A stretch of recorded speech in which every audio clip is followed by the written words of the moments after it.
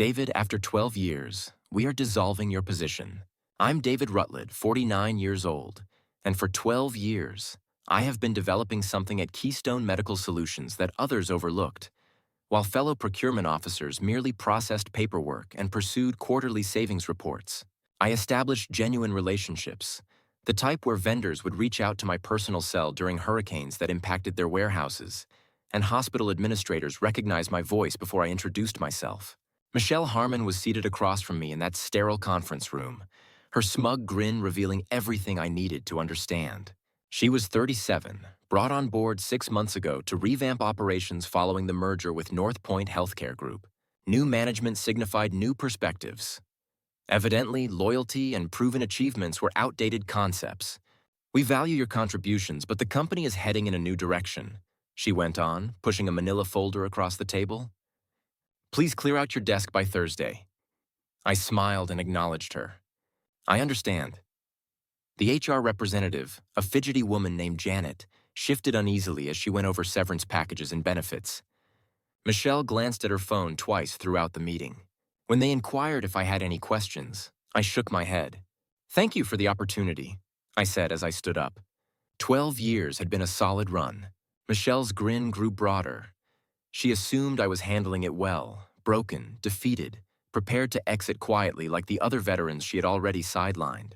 What she was unaware of was that during the pandemic supply shortages 3 years ago, when hospitals were in dire need and vendors were inundated, I had discreetly restructured our essential contracts, not under Keystone Medical Solutions, but under David Rutledge Procurement Services, a consulting firm I had established during the turmoil. It was entirely legal.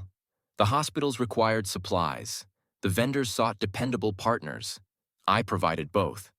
Those connections were not forged on corporate letterhead. They were built on trust. Through late-night calls when shipments went missing, by sourcing alternative suppliers when the usual ones fell short, and by remembering that the procurement manager at St. Mary's Hospital had a diabetic daughter, ensuring insulin was never delayed. I returned to my desk and began to pack. 12 years of industry accolades went into a cardboard box. Pictures of my late wife, Catherine, were carefully placed in my briefcase. The Rolodex remained right where it was. Let them decipher the significance of those phone numbers. My cell phone vibrated. A text from Tony Valdez at Harrison Medical Supply read, "Heard rumors about changes at Keystone. Everything all right?" I responded, "All good. Might have some intriguing news soon." Michelle passed by my cubicle, likely checking to ensure I wasn't pilfering office supplies. She was completely unaware of what she had just initiated. I began at Keystone shortly after Catherine passed away. I needed a distraction from the empty house and the medical bills. Procurement wasn't glamorous, but it was logical.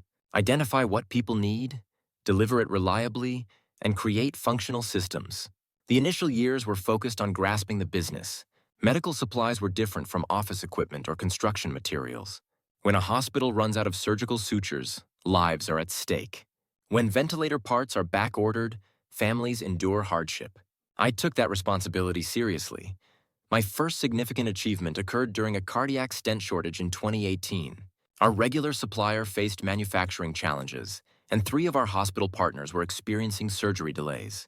I spent a weekend reaching out to every contact I could find, eventually discovering surplus inventory at a distributor in Phoenix.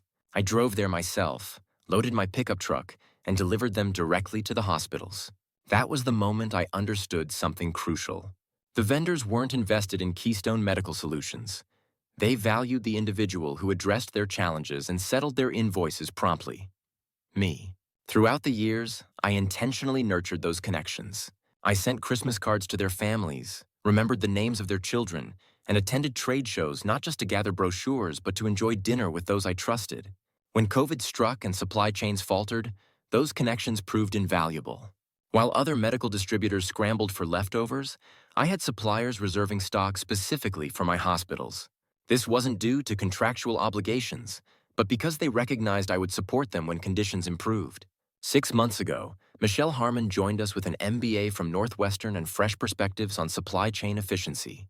She assessed my vendor connections and identified inefficiencies, excessive personal interaction, too many calls, too much trust, and insufficient data analysis. We need to modernize, she advised me in our initial meeting. streamline vendor management, centralize purchasing choices, and minimize redundant relationships. I agreed and continued with my responsibilities. However, I began to notice subtle shifts.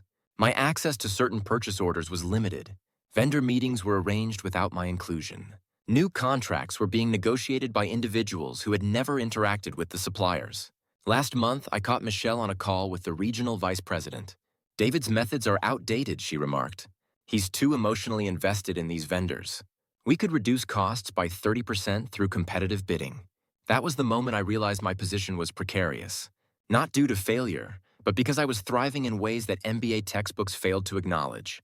I made a few discreet calls, updated some documents, and ensured specific relationships were correctly recorded under the appropriate legal entities. Michelle believed she was shedding unnecessary weight. She had no clue she was about to discover the distinction between managing a supply chain and genuinely understanding one. On Thursday afternoon, I loaded the final box into my truck and exited Keystone Medical Solutions for the last time. The security guard, Marcus, shook my hand as I left. "I heard about the changes," he said softly. "Sorry to see you leave, Mr. Rutledge." "Thanks, Marcus. Take care," I replied. I drove back to my home in Cedar Rapids and sat in the kitchen with a cup of coffee. 12 years of effort condensed into 3 cardboard boxes in my hallway. Catherine's picture beamed at me from the mantel. She would have found this entire situation darkly humorous. After 30 years of marriage, she used to say, "You still don't anticipate things until they confront you." But this time, I had foreseen it and had taken precautions. My phone rang. It was Jerry Morrison from Midwest Surgical Supply. "David heard through the grapevine that you might be making some changes. He wanted to check in." "Actually, Jerry, I'm considering going independent, concentrating on my strengths, possibly consulting. I had a question for you. If I launched my own logistics firm, would Midwest be open to exclusive partnership agreements? Better terms than what you currently have with the large distributors." Jerry paused for a moment. "David, you know very well that 90% of our business relies on the relationships you established. If you're asking whether we'd prefer to collaborate with you directly or deal with whatever corporate robot they assign to replace you, that's not even a question." That evening, I made 6 more calls. The same discussion, the same reply. By Friday morning, I had commitments from every major supplier I had collaborated with over the past decade, not only to engage in business with my new venture, but to end their current agreements with Keystone Medical Solutions.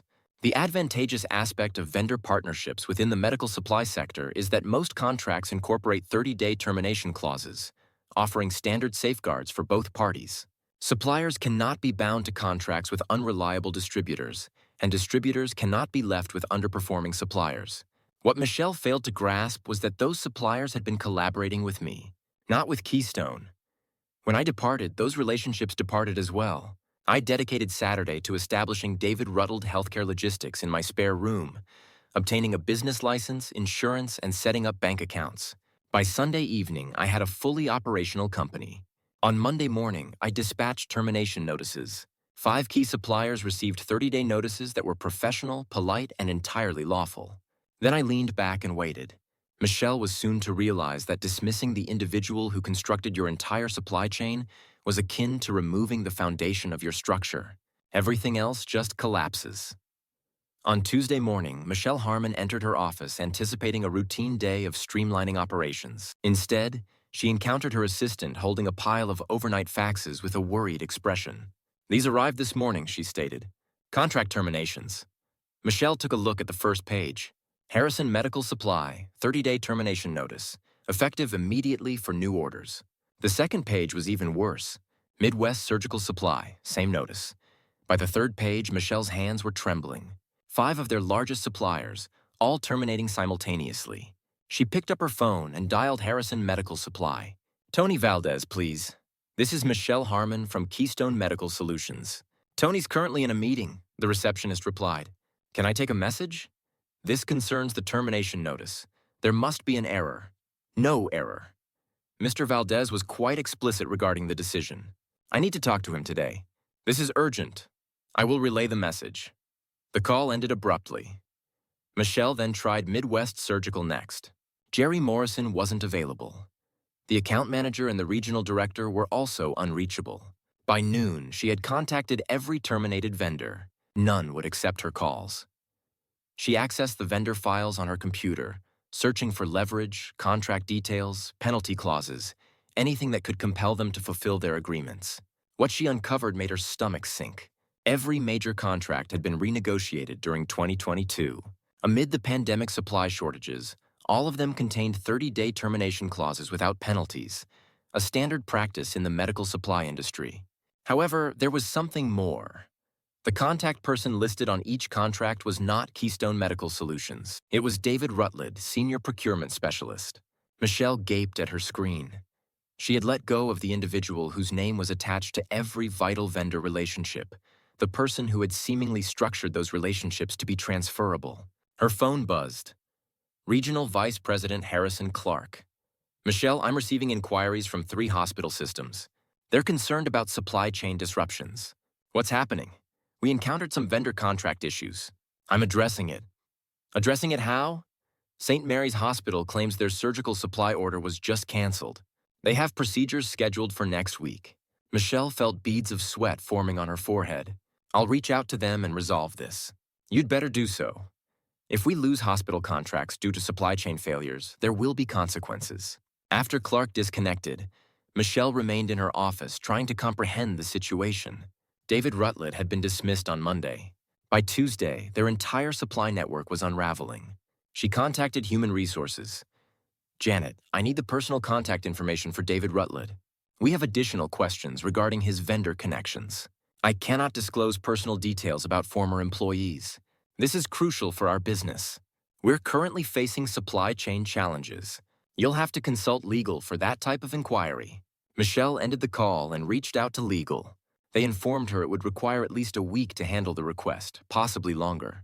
She attempted a different strategy. She dialed David's previous desk extension, hoping someone in procurement might possess his personal contact number. That number has been disconnected. The receptionist informed her that David Rutledge is no longer employed here. By Wednesday morning, the situation was deteriorating. 2 additional hospital systems had contacted her to express dissatisfaction over canceled orders. The regional manager from North Point Healthcare Group was insisting on explanations. Michelle ultimately set aside her pride and called information to get David Rutledge's home number in Cedar Rapids. The number you are trying to reach is unlisted.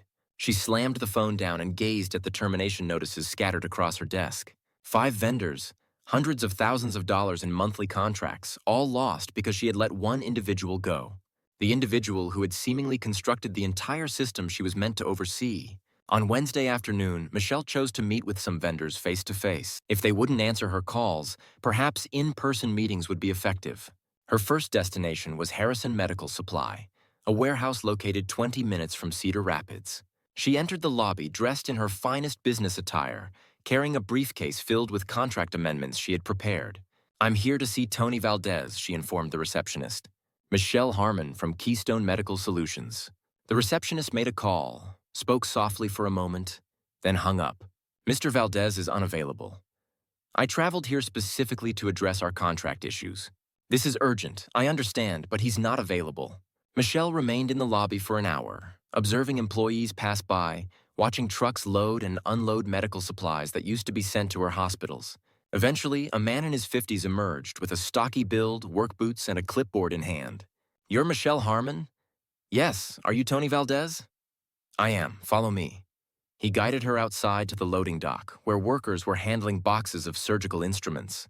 Let's save us both some time, Tony stated. We will not be resuming business with Keystone Medical Solutions. That decision is final. Can you explain why? We've had a solid relationship for years. Tony halted and faced her directly. Ma'am, we never had a relationship with Keystone Medical Solutions. We had a partnership with David Rutledge. When you dismissed David, you ended our business relationship. However, the contracts were designed to protect both parties.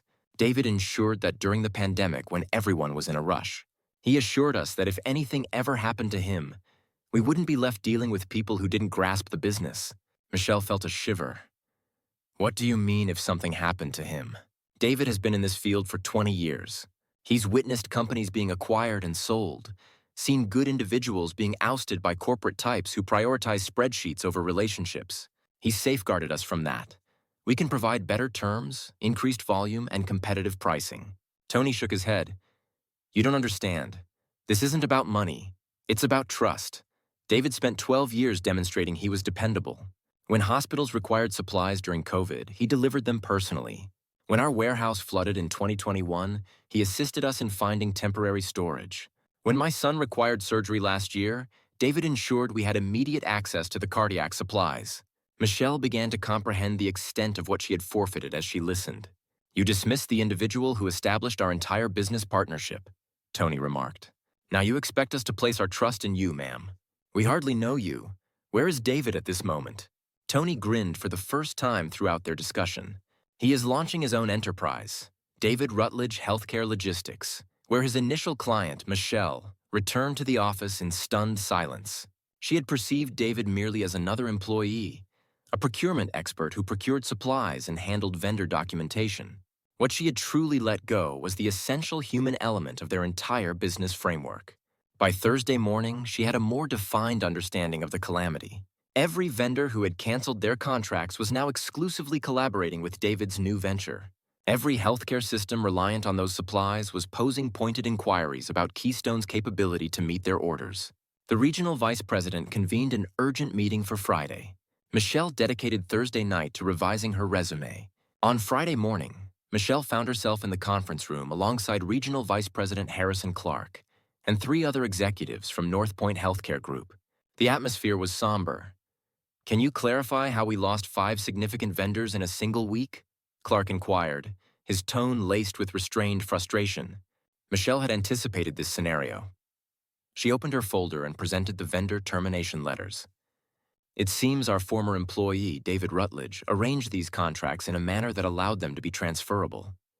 Upon our termination of his employment, the vendors opted to follow him to his new business. His new enterprise, David Rutledge Healthcare Logistics, was registered the day after we dismissed him. Clark examined the termination letters. These are all entirely legitimate. 30-day notice periods, no penalty clauses, standard industry norms. Yes. And you dismissed the individual who negotiated all these agreements. Michelle sensed the room closing in around her. We were reorganizing the procurement department.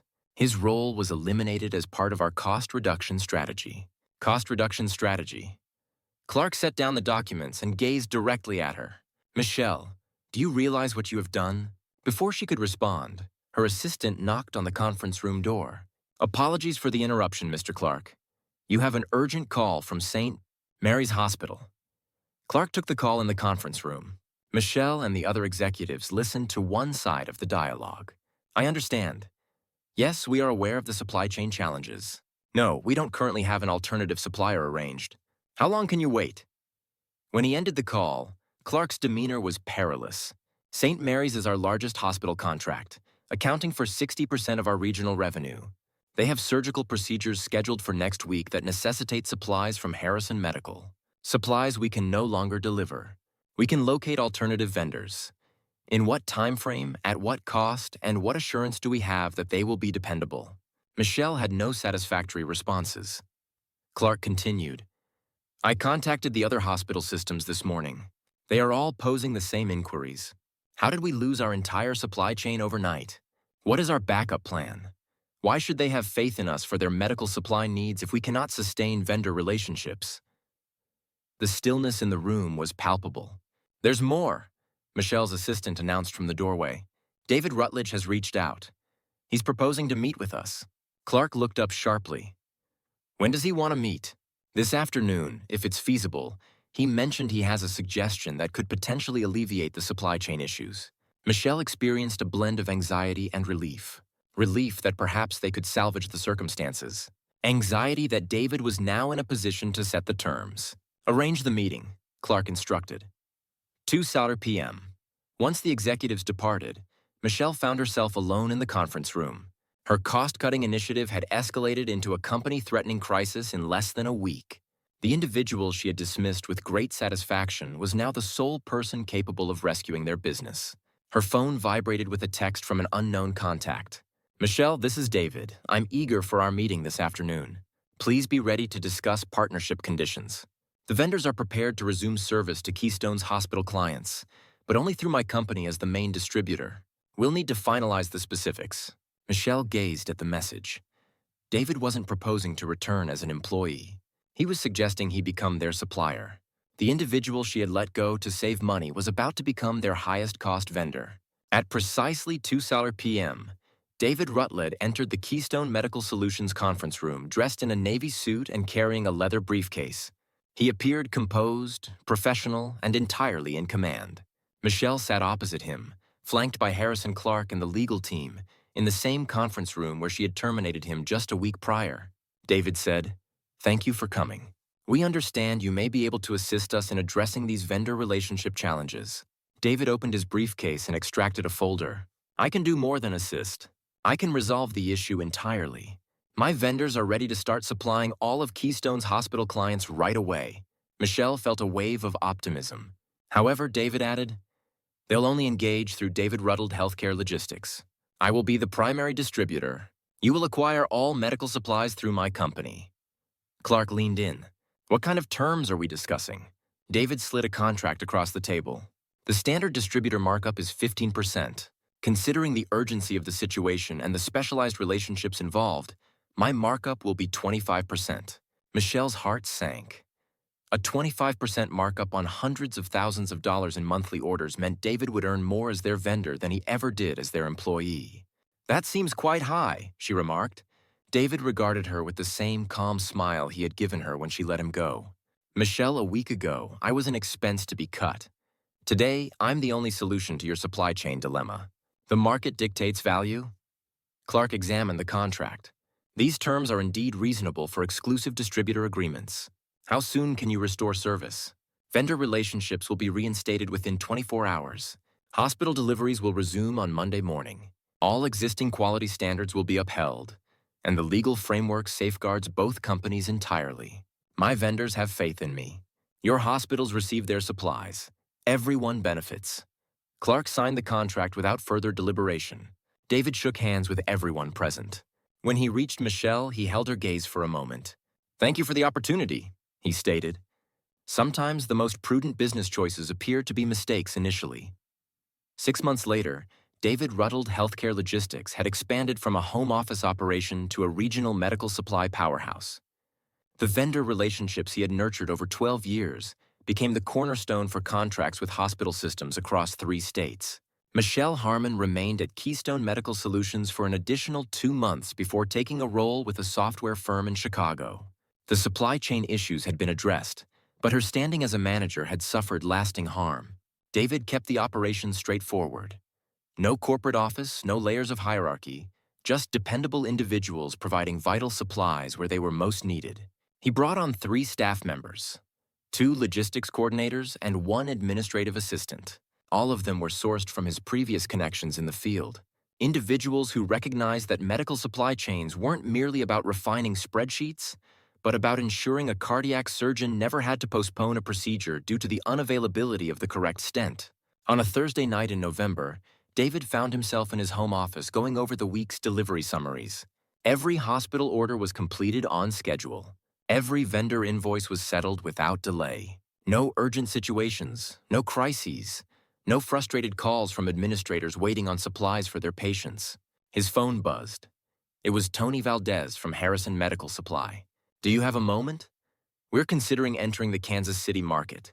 Would you be interested in expanding our partnership? I'm always keen on solid business, Tony. Please send over the proposal." After ending the call, David gazed at Catherine's picture on his desk. She would have felt proud, not because he had taken revenge on those who let him go, but because he had created something superior from what they discarded.